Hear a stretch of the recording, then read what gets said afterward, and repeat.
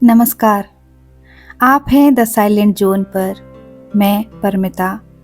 आज की कहानी है एक नन्हा दोस्त। लेखक हैं रस्किन बॉन्ड। चलिए सुनते हैं पूरी कहानी। जब मैं पहली बार लंदन पहुंचा तब मैं वहां किसी को नहीं जानता था। मैं 18 साल का था, अकेला था और एक नौकरी की तलाश में था। मैंने एक सप्ताह शोरगुल से भरे एक छात्रावास में बिताया, जहां असंख्य विदेशी छात्र रहते थे जो अंग्रेजी के अलावा हर भाषा बोलते थे। फिर मैंने किराए के एक कमरे का विज्ञापन देखा जो सिर्फ 1 पाउंड प्रति सप्ताह पर उपलब्ध था। मैं तो वैसे भी बेरोजगार था और मुझे सप्ताह के सिर्फ 3 पाउंड भत्ते के रूप में मिलते थे। इसीलिए मैंने बिना देखे ही कमरा ले लिया। वो कमरा एक इमारत के सबसे ऊपर बनी एक छोटी सी अटारी निकला। कमरे की ऊंचाई बहुत कम थी और उसके ऊपर सिर्फ एक टाइल जड़ी ठलुआ छत थी। कमरे में एक पलंग था, एक छोटा सा ड्रेसिंग टेबल था और एक कोने में छोटा सा गैस स्टोव। स्टोव जलाने के लिए एक छेद में बहुत सारे सिक्के डालने पड़ते थे। नवंबर का महीना था और बहुत ठंड थी। मेरे पास के सिक्के खत्म होने लगे थे। टॉयलेट जाने के लिए 2 मंजिल नीचे उतरना पड़ता था। कमोड के ऊपर एक नोटिस लगी थी जिस पर लिखा था, कृपया अपनी चाय पत्ती यहाँ ना डालें। चूंकि मेरे पास चाय बनाने का कोई साधन नहीं था, इसीलिए मेरे पास वहां डालने के लिए चाय पत्ती भी नहीं थी। हो सकता है अन्य किराएदार जो कभी कभी ही दिखाई देते थे अपनी चाय पत्ती वहीं डालते हो। मेरी मकान मालकिन यहूदी थी और उससे भी मेरा सामना कम ही होता था। वो तभी दिखाई देती थी जब किराया लेने का समय आता था। वो एक पुलिस शरणार्थी थी और मुझे लगता है युद्ध के समय यूरोप में उसे बहुत मुश्किल समय का सामना करना पड़ा होगा। वो अपने कमरे से बाहर बहुत कम निकलती थी। इस इमारत में एक भी स्नान घर नहीं था। मुझे बेलसाइज रोड पर बने सार्वजनिक स्नानघरों का इस्तेमाल करना पड़ा था। खाना खाने के लिए मैं भूमिगत स्टेशन के नज़दीक एक सस्ते से स्नैक बार में जाता था। कभी कभी मैं अपने साथ डबल रोटी और सार्डिन मछली का डिब्बा घर ले आता था। उस दिन मुझे दावत का मजा आ जाता था। क्या मुझे अकेलापन महसूस होता था? बिल्कुल होता था। मैं बिल्कुल अकेला था। उस बड़े से शहर में मेरा कोई दोस्त नहीं था। मुझे तो वो शहर भी एकाकी सा लगता था, धूसर और कोहरे में लिपटा हुआ। मैं प्रतिदिन नौकरी के लिए रोजगार कार्यालय का चक्कर लगाता था। आखिर 2 हफ्ते बाद मुझे एक बड़ी सी किराने की दुकान में लेजर क्लर्क की नौकरी मिल गई। वेतन 5 पाउंड प्रति सप्ताह का। अब मैं अमीर था। कम से कम मैं रोज के बीन्स और टोस्ट के बदले ढंग का खाना तो खा सकता था। मैंने हैम और चीज खरीदी और फिर सैंडविच व सस्ती सेरी के साथ नौकरी मिलने का जश्न मनाया। कुछ ही देर में मेरे कमरे का फर्श डबल रोटी के चूरे से भर गया। मेरी मकान मालकिन को ये बात पसंद नहीं आने वाली थी। मैं उठकर फर्श साफ करने ही वाला था कि मुझे चू चू की आवाज आई और मैंने देखा कि एक नन्हा सा चूहा चीज के छोटे से टुकड़े को मुंह में दबाए फर्श पर दौड़ लगा रहा है। अब मैं अमीर था। कम से कम मैं रोज के बीन्स और टोस्ट के बदले ढंग का खाना तो खा सकता था। मैंने हैम और चीज खरीदी और फिर सैंडविच वो सस्ती सेरी के साथ नौकरी मिलने का जश्न मनाया। कुछ ही देर में मेरे कमरे का फर्श डबल रोटी के चूरे से भर गया। मेरी मकान मालकिन को ये बात पसंद नहीं आने वाली थी। मैं उठकर फर्श साफ करने वाला ही था कि मुझे चू चू की आवाज आई और मैंने देखा कि एक नन्हा सा चूहा चीज के छोटे से टुकड़े को मुंह में दबाए फर्श पर दौड़ लगा रहा था। पूरे कमरे को पार करके वो ड्रेसिंग टेबल के पीछे कहीं गायब हो गया। मैंने निश्चय किया कि मैं उस चूहे को साफ नहीं करूंगा, उस चूहे को ही खाने दूंगा। तुम्हें कोई चीज नहीं चाहिए तो भी उसे बर्बाद मत करो, मेरी दादी कहा करती थी। मुझे चूहा दोबारा नहीं दिखा, लेकिन जब मैं बत्ती बुझाकर सोने चला गया तो मुझे कमरे में उसके इधर से उधर भागने की आवाज आ रही थी। बीच बीच में उसकी चू चू भी सुनाई दे रही थी, शायद पेट भर जाने के कारण संतुष्टि भरी। चलो, कम से कम मुझे जश्न अकेले तो नहीं मनाना पड़ा, मैंने अपने आप से कहा। कोई साथ ना होने से तो एक चूहे का साथ ही भला। मैं सुबह जल्दी ही काम पर निकल गया और मेरी गैर मौजूदगी में मकान मालकिन ने मेरा कमरा साफ करवा दिया। जब मैं लौटा तो मैंने ड्रेसिंग टेबल पर एक नोट रखा हुआ देखा, जिस पर लिखा था, कृपया फर्श पर खाने की चीजें ना बिखेरें। वो ठीक कह रही थी। मेरा साथी फर्श पर गिरे चूरे से बेहतर का अधिकारी था। इसीलिए मैंने एक खाली साबुनदानी में कुछ बिस्कुट के टुकड़े डाले और उसे ड्रेसिंग टेबल के पास रख दिया। लेकिन पता नहीं क्यों वो साबुनदानी के पास भी नहीं गया। मैं काफी देर तक उसके आने की इंतजार में जागता रहा और जब वो आया तो कमरे के हर कोने में घूमा, मेरे बिस्तर के पास भी आया, लेकिन साबुनदानी के पास नहीं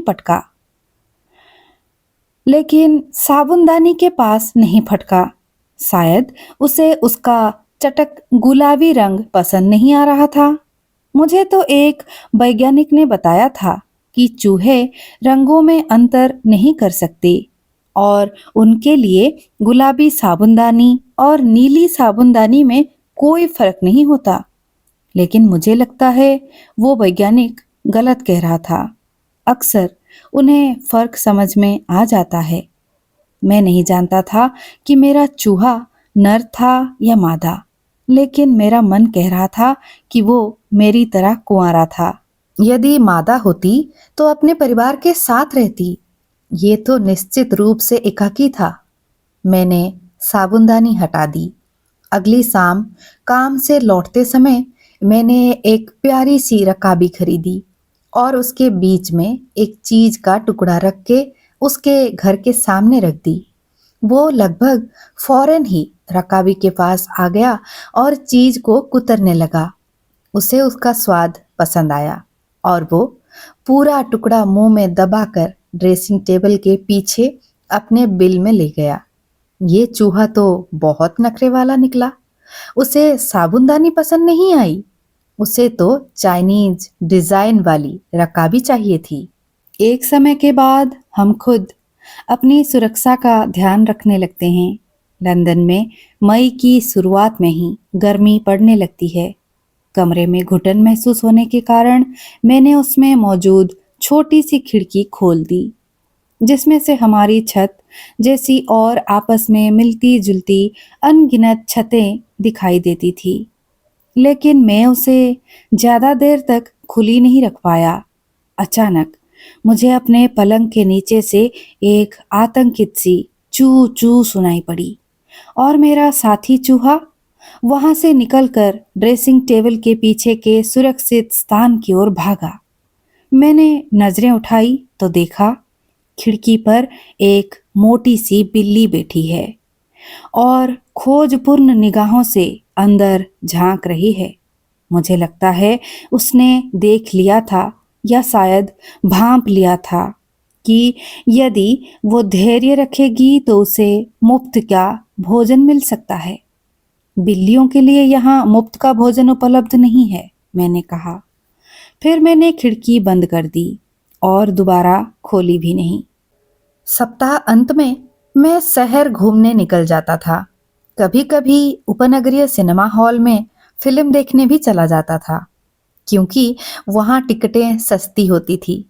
लेकिन बाकी के पूरे हफ्ते मैं शाम के समय घर में ही रहता था और अपने उपन्यास पर काम करता था, जो मैं भारत में हुए अपने अनुभवों के बारे में लिख रहा था। कभी-कभी मैं अपनी पांडुलिपि से कुछ अंश जोर से पढ़ने भी लगता था। चूहा बहुत अच्छा श्रोता तो नहीं था, क्योंकि वो बहुत देर तक एक स्थान पर रहता ही नहीं था।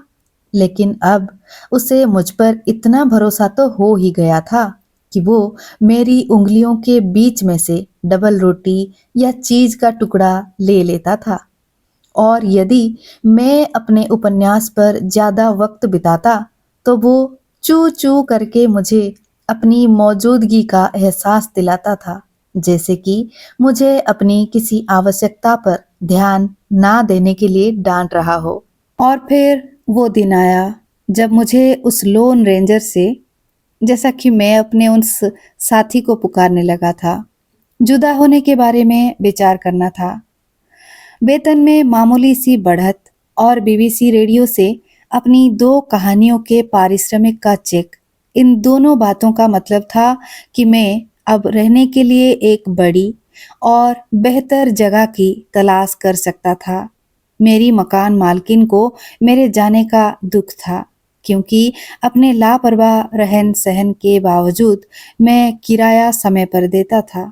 और वो नन्हा सा चूहा, क्या वो भी मेरे जाने से दुखी होगा? अब उसे अपने लिए भोजन का इंतजाम करने दूर जाना पड़ेगा, और हो सकता है अगले किराएदार को चूहों के बजाय बिल्लियां पसंद हो। लेकिन ये मेरी चिंता का विषय था, उसकी नहीं। इंसानों के विपरीत चूहे भविष्य की चिंता नहीं करते, ना अपने भविष्य की, ना दुनिया की। इस समस्या का समाधान कुछ हद तक दूसरे किराएदार के आने से मिल गया। कोई इंसान नहीं, बल्कि एक चूहा, शायद मादा, क्योंकि वो मेरे साथी चूहे से कुछ छोटी लेकिन ज्यादा प्यारी थी। कमरा छोड़ने के 2-3 दिन पहले जब मैं शाम को घर पहुंचा, तो मैंने दोनों को पूरे कमरे में दौड़ लगाते, मस्ती में खेलते कूदते देखा। क्या ये उनके बीच का प्यार था? मुझे थोड़ी सी ईर्ष्या हुई।